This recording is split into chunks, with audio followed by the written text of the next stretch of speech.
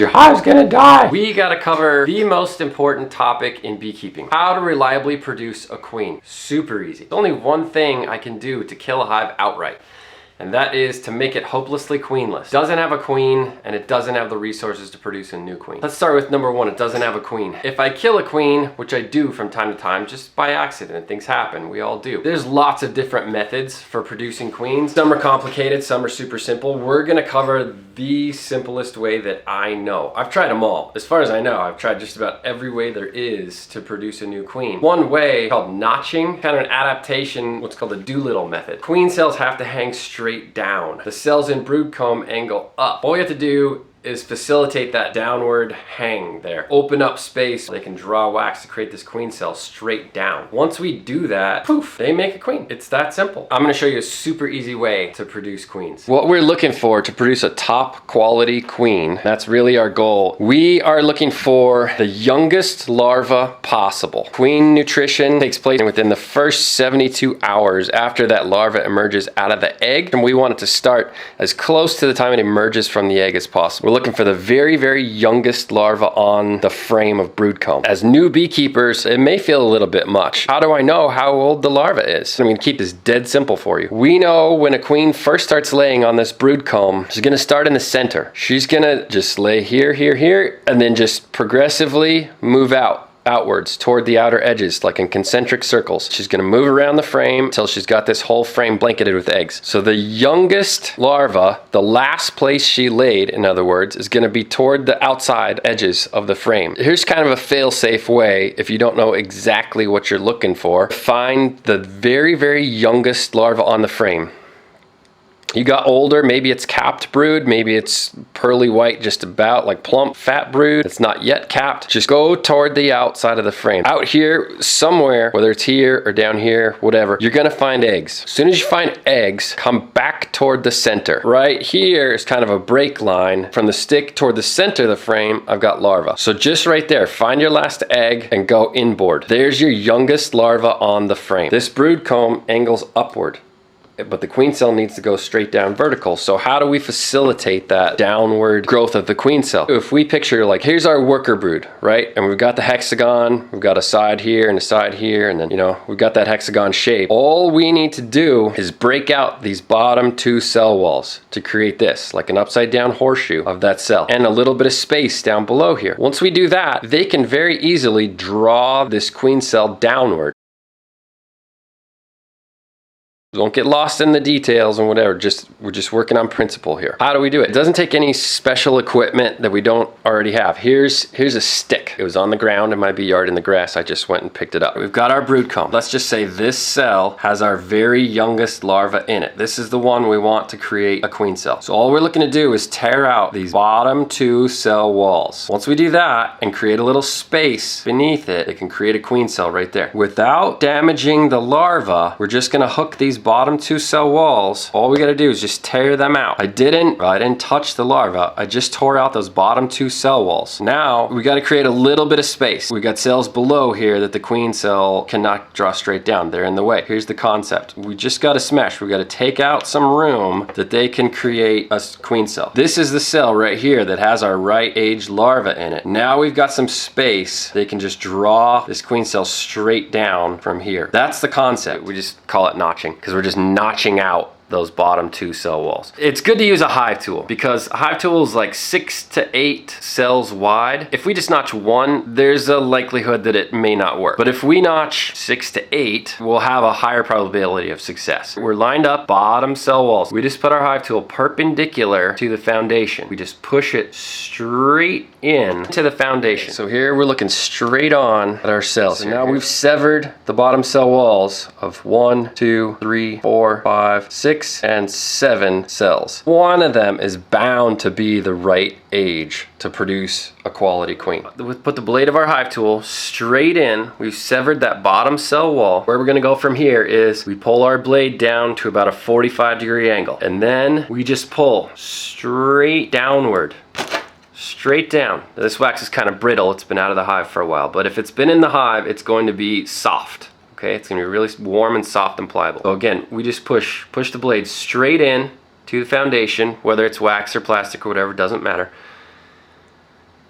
We pull down about a 45 and we just come straight down about a half an inch. Now we've created this open space beneath our row of cells. So you can see we have not damaged the cells other than the bottom cell wall has been removed there. And then we've created this space down below. The bees will draw the queen cells right down into this open space that we've created here. Now, if we do this in a hive that needs a queen, they will create queens there. And this is nature. There's no 100% guarantees in nature, but this is as close to a guarantee as we get in nature. They just do. They create queen cells when we notch. This just works. You can see we've pulled out these cell walls on the bottom of each cell. You see? We've just created architecturally what they need to be able to draw a queen cell straight down. That's it. We've got queens in motion now. This is the key to getting your bee operation sustainable. You no longer need to scramble and find queens from an outside queen producer. You can produce your own queens. It's as simple as this. You can use these for an emergency situation. I killed my queen. I'm in big trouble now. I need to ensure we get a new queen going immediately.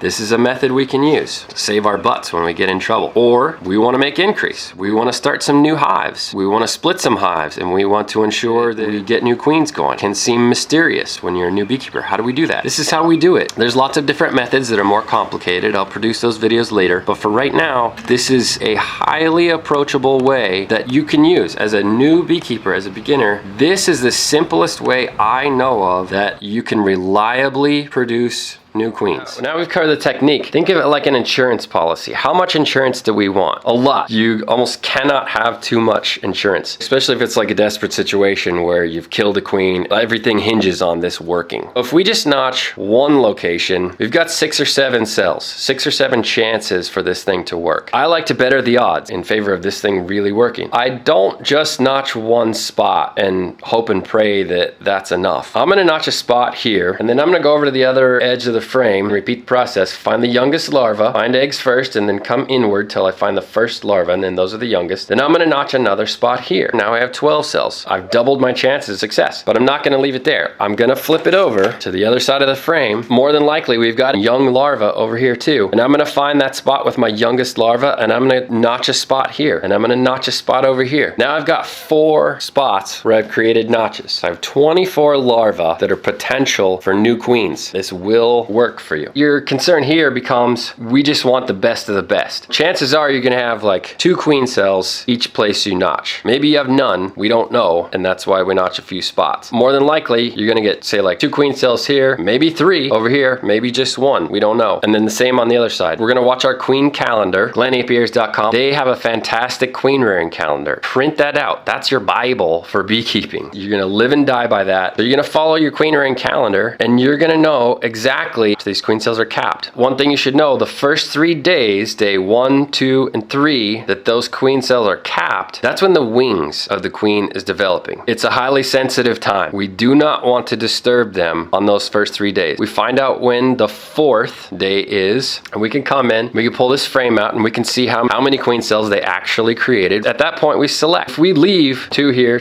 and 2 on the other side, now we've got 8 queen cells, or maybe even more, in that hive. That's too many. We're going to end up with secondary swarms or like virgin swarms. It's not like one virgin queen is going to emerge and kill all the other ones. That's not going to happen if we have that many. They may eliminate 1 or 2, but we're going to end up with multiple virgin queens running around in this hive, and that's going to be a problem. Some of them are going to swarm. Some are going to leave with a swarm. Call them virgin swarms or secondary swarms. We do not want that situation. We're just looking to create 1 quality queen here. So what we got to do is look around. Everybody can use your own parameters on how to select. You could just throw a dart and hope for the best, whatever. Personally, I look for the largest size, like physical size queen cells, and that's what I keep. And if I'm really looking to ensure success, I'll leave 2, and then I eliminate the rest. Say if I have 3 queen cells hanging like this, and a lot of times they are 2 or 3, and they're conjoined. So if I try to like pinch one and pull it out, it's gonna snag the one next to it. It's gonna tear open the one next to it. Now I'm sunk. Now I'm screwed. Now I got nothing. So So a really successful way that I have found, I just go in the top, I pierce that queen cell and just rip straight down along its length. And that does not disturb or not destroy the one right next to it. It only eliminates that one. So that's my own personal technique